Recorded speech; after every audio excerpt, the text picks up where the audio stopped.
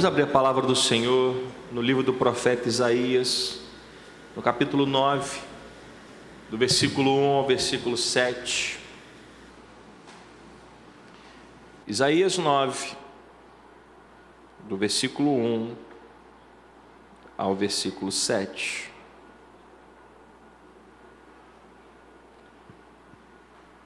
O texto também está sendo projetado aqui no telão, se você quiser acompanhar. A palavra de Deus diz assim: mas para a terra que estava aflita, não continuará a escuridão. Deus, nos primeiros tempos, tornou desprezível a terra de Zebulon e a terra de Naftali. Mas nos últimos tempos, tornará glorioso o caminho do mar, além do Jordão, Galiléia dos gentios. O povo que andava em trevas viu grande luz, e aos que viviam na região da sombra da morte, resplandeceu-se-lhes a luz. Tu, Senhor, tens multiplicado este povo e aumentaste a sua alegria. Eles se alegram diante de ti como se alegram no tempo da colheita, e como exultam quando repartem os despojos. Porque tu quebraste o jugo que pesava sobre eles, a vara que lhes feria os ombros e o cetro do seu opressor, como no dia da vitória sobre os midianitas. Porque toda bota com que o guerreiro anda no tumulto da batalha e toda roupa revolvida em sangue serão queimadas, servirão de pasto ao fogo. Porque um menino nos nasceu, um filho se nos deu, o governo está sobre os seus ombros, e o seu nome será Maravilhoso Conselheiro, Deus Forte, Pai da Eternidade, Príncipe da Paz. Ele estenderá o seu governo e haverá paz sem fim sobre o trono de Davi, e sobre o seu reino, para o estabelecer e para o firmar com juízo e com justiça, desde agora e para sempre. O zelo do Senhor dos exércitos fará isto. Que a igreja do Senhor diga amém. Vamos orar. Pai, obrigado pela tua palavra que foi proclamada, e que o Senhor fale conosco agora, que o teu Espírito Santo fale a cada coração aqui presente, em nome de Jesus, amém, amém, graças a Deus. Nós estamos vivendo o período do advento. Pastor, o que é advento? Advento significa vinda. Esse período que antecede o Natal é um período de grande expectativa. Mas pastor, o senhor está falando de Natal? Natal, se eu não estiver enganado, é daqui a 2 semanas. Talvez eu tenha dado um susto em alguém, mas daqui a 2 semanas está chegando o Natal. E nós, meus irmãos, precisamos aprender a nos preparar para esta data tão especial do calendário cristão, de uma maneira que agrade a Deus, porque o mundo se prepara desde outubro, né? Quando chega no mês de outubro, você já começa a ver as lojas, os shoppings se preparando para o Natal, mas todos voltados para o lado comercial, e são empresas, né? Foram criadas para vender. Mas o povo de Deus precisa celebrar o Natal da maneira correta. Precisamos olhar para a palavra e entender o que essa data significa. Como eu disse, advento significa vinda. O Natal significa o cumprimento de uma promessa. Lemos aqui em Isaías, capítulo 9, coloca no versículo 6, por favor. Havia uma promessa feita, aproximadamente 700 anos antes de Jesus nascer. O livro do profeta Isaías foi escrito aproximadamente 700 antes do nascimento de Cristo. Mas essa promessa já havia sido feita desde Gênesis capítulo 3, quando o homem e a mulher, o primeiro casal, pecaram contra Deus, e Deus teve que os expulsar do paraíso. Mas lá em Gênesis capítulo 3, versículo 15, Deus disse que o descendente da mulher esmagaria a cabeça da serpente. Ali já havia uma promessa de Cristo E mais especificamente, Isaías fala sobre o nascimento de um menino, e que o governo estaria sobre os seus ombros, e que o seu nome seria Maravilhoso Conselheiro, Deus Forte, Pai da Eternidade, Príncipe da Paz. Ora, o Natal é o cumprimento dessa promessa. Você pode dizer amém? Quando chega o dia 25 de dezembro, todo ano, nós estamos nos recordando da primeira vinda de Cristo, o Deus que se fez carne e habitou entre nós. Então, ao olharmos para o Natal, nós precisamos enxergar o que ele significa para a igreja. Para nós, o Natal significa o cumprimento de uma promessa. Deus prometeu e Deus cumpriu. Ora, se Deus é um Deus que cumpre promessas, e nós cremos nisso, amém? Amém? Ele fez uma segunda promessa. O Natal, ele celebra o quê? O nascimento de Cristo. Mas o próprio Cristo, antes de ir embora, ele fez uma segunda promessa. Ele disse para os seus discípulos: eu vou preparar lugar, mas um dia eu voltarei para buscar a minha igreja. Ora, se Deus prometeu uma primeira vez e cumpriu, o Natal significa também que ele cumprirá a segunda promessa: o rei virá em glória. Então veja quanta coisa o Natal representa para nós. Quando você se reunir lá no dia 24, né? A gente geralmente se reúne no dia 24, que tem aquela tradição, e tem que esperar meia-noite para comer. As crianças ficam correndo desesperadas pela sala, cheia de fome. Vai pegar a coxa do peru, tu dá um tapa na mão da criança, não pode, só meia-noite, né? Eu, quando era criança, eu não entendia isso. Falei, meu Deus, que loucura é essa? 8 horas da noite eu estou com fome. Tem que esperar da meia-noite para comer. Mas o Natal não é sobre comida. O Natal é uma celebração. Você pode dar uma glória a Deus por isso? É uma celebração onde nós reunimos a nossa família para celebrar o único e verdadeiro Deus, aquele que cumpre promessas. Ele cumpriu a promessa de enviar o seu filho, e o seu filho fez uma segunda promessa, e ele também vai cumprir. Então, este momento de preparação para o Natal é momento de nós trazermos à memória essa promessa. Por quê? Porque a promessa traz para nós um tempo de esperança, expectativa, arrependimento e preparo espiritual. Quando você serve a um Deus que promete e cumpre, você enche o seu coração de esperança, amém? Porque a pior coisa do mundo é esperar por alguém que não cumpre as suas promessas, não é verdade? Quantas vezes já passamos por isso? Quantas vezes você já recebeu uma promessa de alguém e aquela pessoa que te fez aquela promessa, ela não cumpriu com a sua palavra? Isso é ou não é frustrante, irmãos? Isso é decepcionante. Isso nos tira o quê? A esperança, porque quando uma pessoa faz uma promessa a você e ela não cumpre, quando ela fizer uma outra promessa, o que vai acontecer? Você vai acreditar nela? Você vai perder o quê? Vai perder a esperança. Mas quando nós nos relacionamos com o único e verdadeiro Deus, a esperança não morre, sabe por quê? Porque Ele cumpre promessas. Então o Natal é um tempo de nós renovarmos a nossa esperança junto com a nossa família. Mas nós estamos esperando o quê? O Rei da Glória que vai voltar. Essa é a nossa esperança, e podem vir as lutas que vierem, podem vir os problemas que quiserem, a nossa esperança está no Deus que cumpre promessas. Ele não nos abandona, e essa esperança gera em nós essa expectativa, porque quando você se relaciona com alguém que cumpre as suas promessas, as expectativas elas são as melhores possíveis, porque você sabe que aquela pessoa ela não falha. Quando uma pessoa faz promessas a você e não falha, você vai ter as melhores expectativas possíveis, sim ou não? Por quê? Porque você sabe que aquela pessoa não falha, e assim é o nosso Deus, Ele não falha.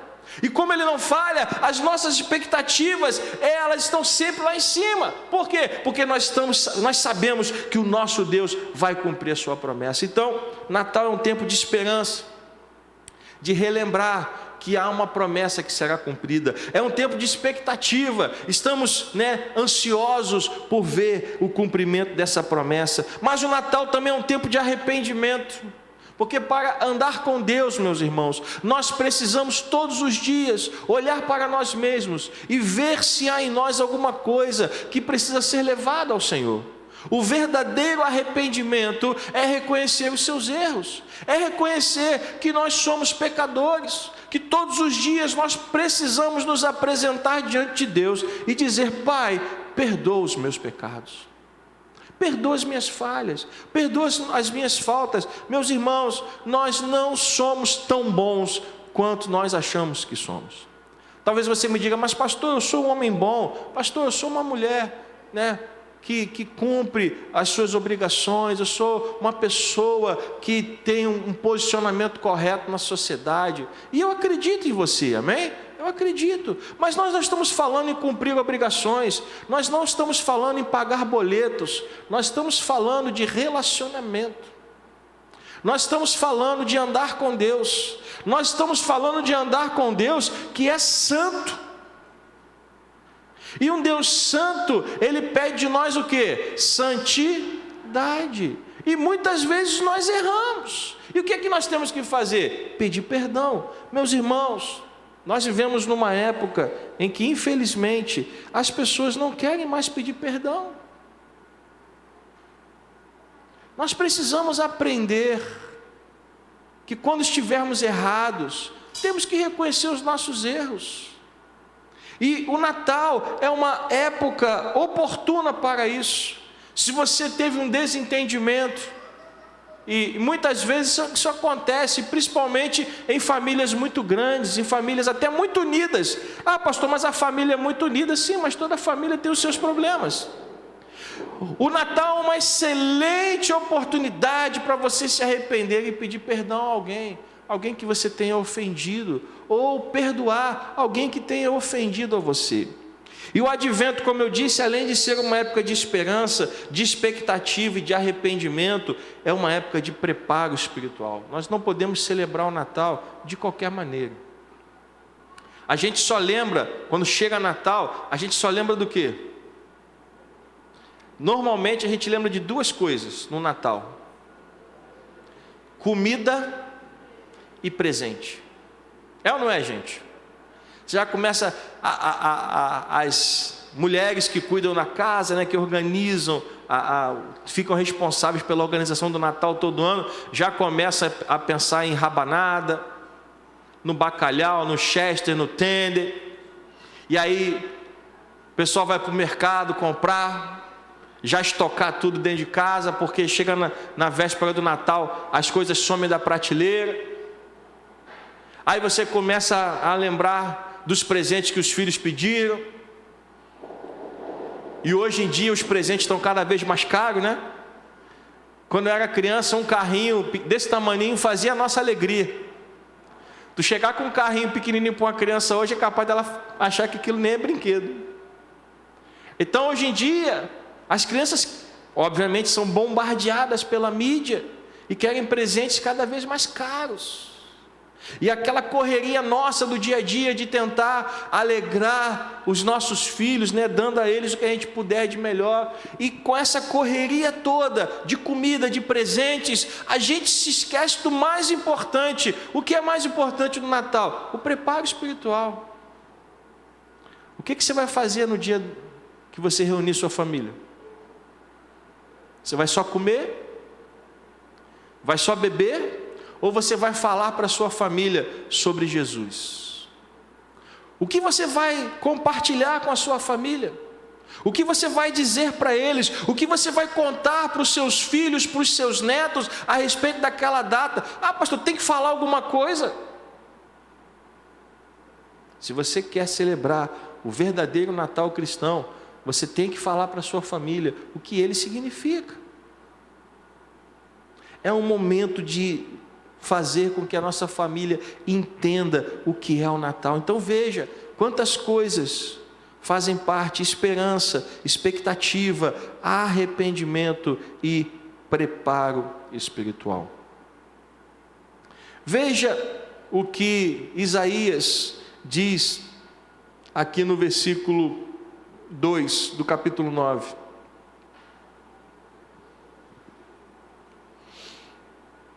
Falando dessa promessa, Isaías disse o quê? O povo que andava em trevas viu o que, irmãos? Uma grande luz. E aos que viviam na região da sombra da morte, resplandeceu-lhes o quê? Então veja, o que você acha que Isaías está tentando nos ensinar? Que o nascimento de Jesus, ele joga luz sobre as nossas vidas. O nascimento de Cristo, ele ilumina a escuridão da nossa vida. O profeta está dizendo: o povo que andava em trevas viu o quê? Grande luz. Os que viviam na região da sombra da morte, aos que viviam na região da sombra da morte, resplandeceu-lhes o quê? A luz. Ou seja, pessoas que estavam vivendo completamente alheias, enganadas, perdidas, sem direção, elas agora têm um caminho para seguir, e o nome desse caminho é Jesus. E quando perguntaram a Jesus: mestre, a quem vamos seguir? Jesus disse: eu sou o caminho, a verdade e a vida. Então veja, o nascimento de Jesus, ele marca o início de um novo tempo nas nossas vidas. Iluminados por Deus, nós temos uma direção a seguir. Você pode dizer amém? Então, o povo que andava em trevas viu uma grande luz. Agora há uma direção, agora há um caminho, e nós precisamos seguir por ele. E veja, o mais interessante disso tudo é que a primeira vinda de Jesus, ela não foi triunfal, segundo os padrões humanos. Jesus, o Filho de Deus, ele nasceu como qualquer outra pessoa nasce. Ele nasceu de uma mulher, ele nasceu um pequeno bebê. Ele nasceu como criança. Quando ele nasceu, seus pais estavam indo para Belém por ordem do rei para fazer um recenseamento. E quando José chega com Maria, as estalagens, as hospedagens estavam lotadas. E Maria, já perto de dar à luz, ele não consegue um lugar. E o dono de uma estalagem se compadece dele e diz: olha, eu não tenho lugar aqui para você ficar com a sua esposa, mas eu vou preparar ali um lugar no estábulo. Você sabe o que é um estábulo? O que é um estábulo? Todo mundo diz que sabe, mas na hora que eu pergunto ninguém fala, né? O que é um estábulo? É o lugar onde ficam o quê? Os animais. Que animais? Os cavalos, os burros, as ovelhas, os animais de gado. Então veja, Jesus nasceu aonde, gente? No estábulo. Sabe qual foi o primeiro berço de Jesus? Olha que nome chique, gente. Manjedoura. Coisa linda, né? O que é uma manjedoura? Ah, pastor, imagina uma manjedoura cheia de luzes e cores, um lugar maravilhoso. Eu já imagino que a manjedoura de Jesus, pastor, era top de linha. O que é uma manjedoura? Manjedoura era o lugar onde botava a comida para alimentar os animais. Botaram um pouco de palha ali, colocaram um tecido, e esse foi o primeiro berço de Jesus. O Rei dos Reis, o Senhor dos Senhores, nasceu como uma criança, nasceu de forma simples, viveu em humildade, porque o seu pai não era um homem rico, né? Era um carpinteiro. Carpinteiro para nós, hoje, a gente pensa logo em uma pessoa que mexe com madeira, mas naquela época, carpinteiro era uma profissão muito humilde, que fazia pequenas obras. É o que hoje a gente chamaria de quebra-galho. Aquela pessoa que faz de tudo, né? Sabe levantar um muro, embolsar uma parede, né? Fazer serviços, pequenos serviços. Jesus viveu nessa família, em silêncio, mas com um propósito eterno. Então veja que o profeta diz: o povo que andava em trevas viu grande luz, mas essa grande luz chegou bem quieta. É óbvio que quando Jesus nasceu, teve aquele coro celestial que se apresentou aos pastores, os reis magos foram visitar Jesus, mas depois a história de Jesus ela passa bem discreta. Mas mesmo assim, o advento nos lembra que Deus age mesmo quando a gente não percebe. As pessoas estavam percebendo que o Cristo havia nascido? Não. Ele era uma criança como outra qualquer.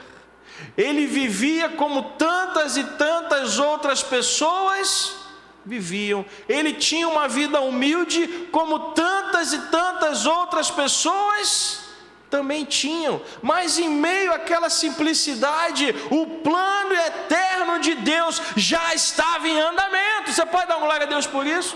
E assim acontece na nossa vida. Às vezes a gente parece que não está vendo nada, parece que Deus não está cumprindo suas promessas. Você ora e parece que nada acontece, mas no silêncio, ou melhor dizendo, enquanto há silêncio, Deus já está trabalhando.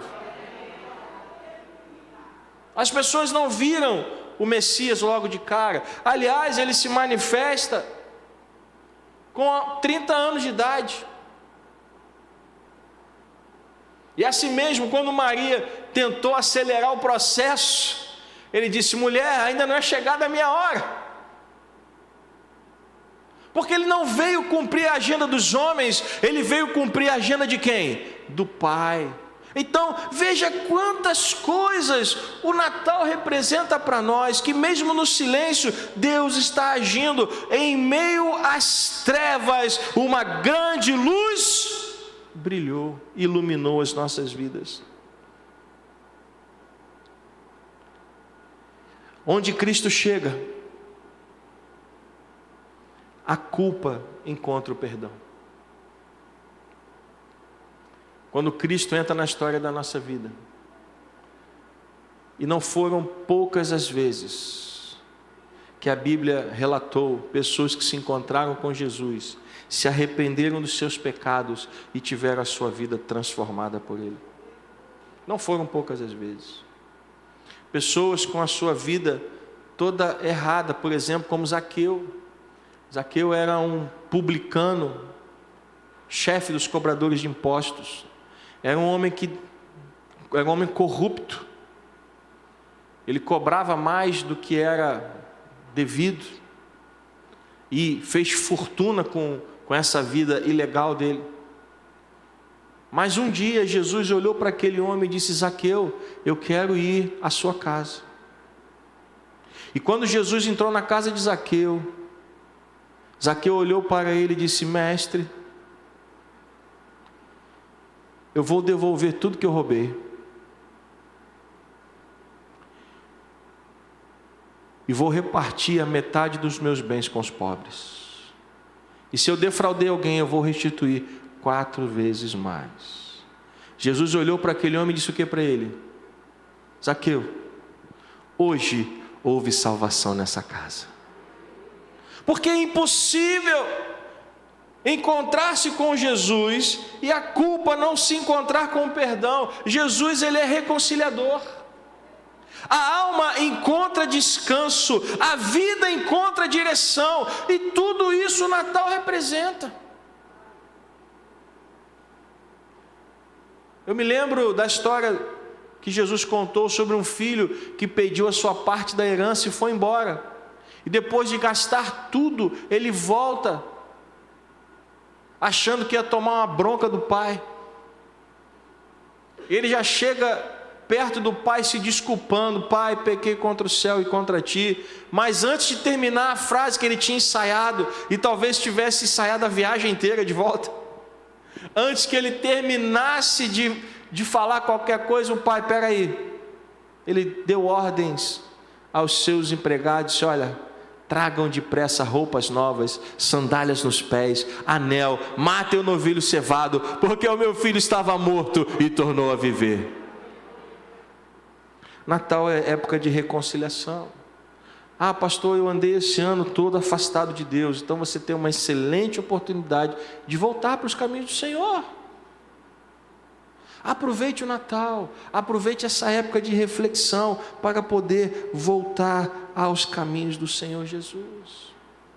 Porque a promessa é: o povo que andava em trevas viu o que, irmãos? Grande luz. Quando você se reunir com a sua família lá no dia 24 para 25, você vai celebrar o que? Essa promessa. E a sua família vai ser iluminada por essa grande luz. No Evangelho de Lucas, no capítulo 2, no versículo 25, pode colocar na tela, por favor.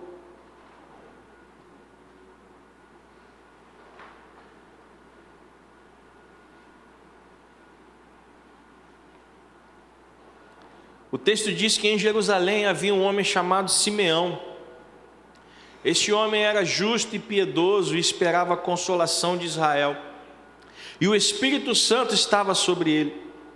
Ele tinha recebido uma revelação do Espírito Santo de que não morreria antes de ver o Cristo do Senhor. Movido pelo Espírito, ele foi ao templo. Quando os pais trouxeram o menino Jesus para fazerem com ele o que a lei ordenava, Simeão o tomou nos braços e louvou a Deus, dizendo: agora, Senhor, podes despedir em paz o teu servo, segundo a tua palavra, porque os meus olhos já viram a tua salvação, a qual preparaste diante de todos os povos, luz para a revelação aos gentios e para a glória do teu povo de Israel. Aqui, em Lucas capítulo 2, nós somos apresentados à história de Simeão, um homem piedoso, um homem temente a Deus, que esperou a vida inteira pelo Messias. Hoje, a gente não consegue esperar nem o entregador do iFood. Não é verdade? Você pede um lanche lá, aí tem a previsão de entrega. Se passar um minuto da previsão, já está ligando, reclamando, mandando mensagem: cadê você que não chega com a minha comida? Este homem esperou a vida inteira pelo cumprimento de uma promessa. Ele disse: os meus olhos já viram a tua salvação. Ele esperou a vida inteira e Deus cumpriu a promessa. O advento, ele nos lembra que não vivemos ao acaso. Como eu disse, Jesus voltou ao Pai, mas prometeu voltar para buscar o seu povo. O cristão, meus irmãos, ele olha para duas janelas. O cristão, ele olha para trás e olha para frente. Eu gostaria que você guardasse isso, porque Simeão aguardou e viu nos seus braços o cumprimento da promessa. E nós um dia vamos ver também o cumprimento dessa segunda promessa. Mas o cristão, ele vive olhando para duas janelas. Uma janela que está atrás e uma janela que está à frente. Quando você olha para a janela que está atrás, o que você vê? Estou falando de duas promessas. Lembra que eu falei? A janela que está atrás de mim, ela me mostra o quê? O que passou. O que passou? O nascimento. E a janela que está à minha frente, ela mostra o quê? O futuro. O que está na nossa frente? A promessa da volta. O cristão, ele precisa olhar para essas duas janelas todos os dias da sua vida. Olhando para trás eu vejo o nascimento, e olhando para frente eu vejo a sua volta. É isso que nos mantém de pé.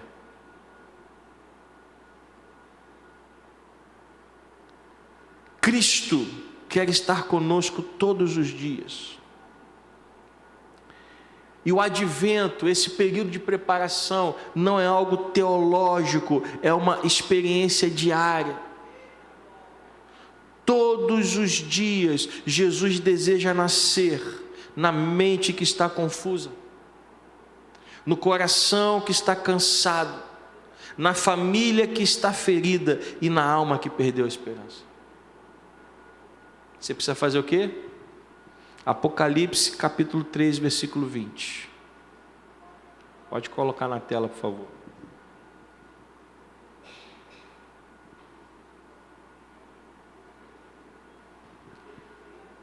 Eu vou repetir. Todos os dias, Jesus deseja nascer na mente que está confusa, no coração que está cansado, na família que está ferida e na alma que perdeu a esperança. O que você precisa fazer para isso acontecer? Eis que estou à porta e bato. Se alguém ouvir a minha voz e abrir a porta, eu entrarei em sua casa. Entrarei em sua casa. O que você precisa fazer para Jesus estar na sua ceia de Natal? Eu vou repetir a pergunta. O que você precisa fazer para Jesus estar presente na sua ceia de Natal? Você precisa abrir o quê? A porta da onde? Da sua casa. Nosso Deus, ele não invade. O nosso Deus, ele bate. Se você abrir a porta e falar para ele, Senhor, se você abrir a porta e disser, Senhor, entra na minha casa, ele vai entrar. Se você disser, Senhor, toma o teu lugar aqui na mesa da minha família, sabe o que vai acontecer? Ele vai estar lá. Mas se você não abrir a porta, ele vai entrar. E todos os anos, a maioria das pessoas não abre a porta. Se nos preocupamos, como eu disse, com a comida, com a bebida, nos preocupamos com os presentes, mas estamos celebrando o aniversário de alguém que a gente não convida. Já imaginou você chegar na porta da sua casa, no dia do seu aniversário, ver uma grande festa montada lá, e quando você bate na porta para entrar, ninguém abre a porta? Como você ia se sentir? Como você iria se sentir? É isso que acontece todos os anos, quando a gente não abre a porta para Jesus entrar. O aniversariante está na porta, ele está batendo para entrar e ninguém abre a porta. Que esse ano você faça diferente. Posso ouvir um amém? Que esse ano você possa abrir a porta da sua casa e convidar o aniversariante para entrar e cear com você. E eu tenho certeza que você nunca esquecerá desse dia. Como podemos viver o advento na prática? Primeiro, esperar com fé. Simeão esperou com fé. Nós não lemos o texto todo, mas nesse texto de Lucas capítulo 2 havia uma segunda pessoa que também estava esperando para ver o Messias, que era Ana, uma mulher de Deus, que ficou viúva, e desde o dia em que ficou viúva, dedicou a sua vida a viver no templo do Senhor. E ela estava lá todos os dias, aguardando o Messias, esperando com fé. Ora, Simeão e Ana esperaram anos, mas não desistiram. E nós temos que fazer a mesma coisa, nós temos que ter essa esperança no nosso coração, de aguardar a presença de Deus com grande expectativa no nosso coração. O Natal não é uma data qualquer, o Natal é um evento especial, onde a nossa família se reúne à mesa para celebrar a presença de Deus em nós, o cumprimento dessa promessa. Segundo, preparar o coração. Pastor, como eu preparo o meu coração para esse dia? Com arrependimento. O arrependimento é a limpeza da casa para receber o rei. Você, na noite que você vai receber a família, né? Você está preparando a casa para receber a família, você dá aquela caprichada na limpeza, não é verdade? Passa o aspirador, passa aquele produto para a casa ficar toda cheirosa, arruma tudo no seu devido lugar, não é verdade? Mas assim como a gente se preocupa com a comida e com os presentes, a gente se preocupa em arrumar a casa física, mas esquece de arrumar a nossa casa, aqui dentro. Pastor, mas como é que eu arrumo aqui dentro? Arrependimento. O arrependimento é o que coloca a nossa vida em ordem.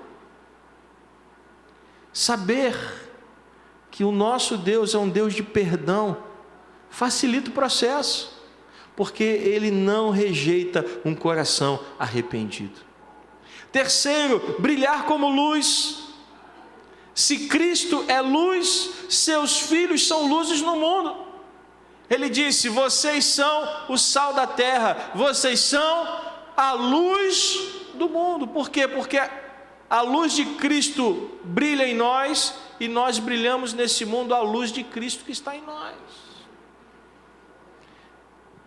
Meus irmãos, que as pessoas possam olhar para nós e ver em nós a presença do nosso Deus. Que você possa contagiar outras famílias com essa preparação correta para o Natal. E quarto, esperar ativamente.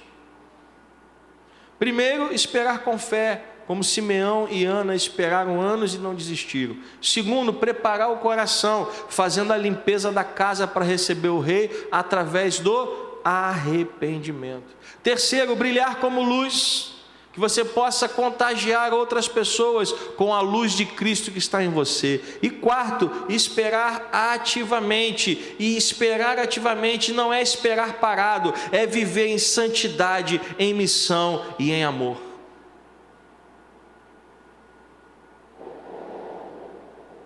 Eu quero concluir esta mensagem dizendo que o advento, ele declara 3 coisas. E eu quero que você se lembre nisso na noite do seu Natal. Quando você reunir a sua família ao redor da mesa, quando você estiver falando com a sua família sobre o que o Natal representa, eu quero que você se lembre dessas 3 coisas. O advento declara, primeiro, que ele veio. Segundo, que ele está vindo. E terceiro, que ele virá novamente. Essas 3 coisas não podem sair da nossa cabeça. Ele veio, ele está vindo e ele virá novamente.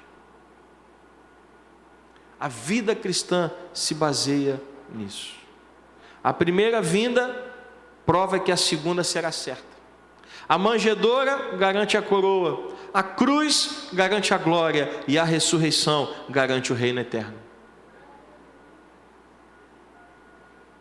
Mas o que vai garantir a presença de Deus lá na sua casa, no dia 24 para 25, é o quê? Eis que estou à porta e bato. Quem abrir, ou melhor, se alguém ouvir a minha voz e abrir a porta, entrarei em sua casa e cearei com ele e ele comigo.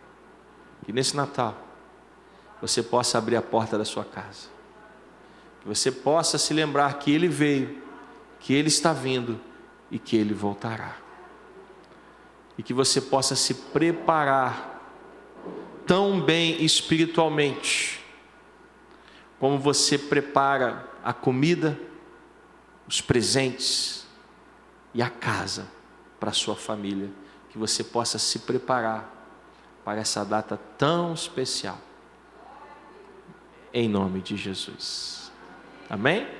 Vamos ficar de pé.